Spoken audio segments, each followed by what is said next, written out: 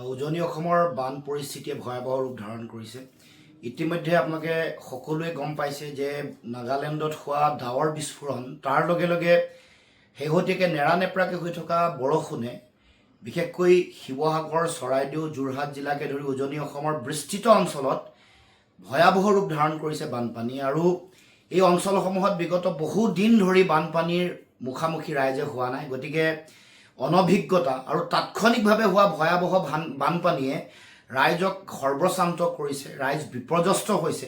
আমি দেখিবলৈ পাইছোঁ যে বহু অঞ্চলত ঘৰৰ ওপৰেৰে পানী বৈ গৈছে। তাৰ লগে লগে মানুহ নিজৰ খাদ্য, ঘৰ, সা সামগ্ৰীলৈ এক হাহাকাৰ পৰিৱেশৰ সৃষ্টি হৈছে।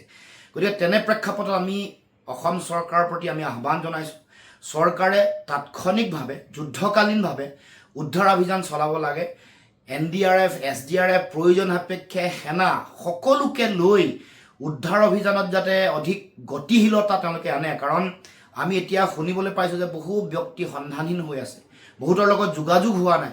বহু মানুহ বানপানীৰ কবলত পৰাৰ পিছত কিছু মানুহ উটি যোৱাৰো খবৰ আমাৰ ৰাইজৰ মাজেৰে আহিছে। বহু লোকৰ কথা সন্ধানহীন হোৱা বহু লোক তেওঁলোক মৃত্যুমুখত হোৱা বুলিও কিছু মানুহৰ মুখেৰে খবৰবোৰ বিয়পি আহিছে। গতিকে তেনে পৰিপ্ৰেক্ষিতত আমাৰ চৰকাৰৰ প্ৰতি আহ্বান থাকিব যাতে তেখেতসকলে যি হেল্পলাইন নম্বৰ দিছে সেইবোৰো কেতিয়াবা কাম নকৰা হৈছে বা এনেকুৱা ধৰণৰ বিভিন্ন কথা বতৰা ৰাইজৰ মাজত আহিছে।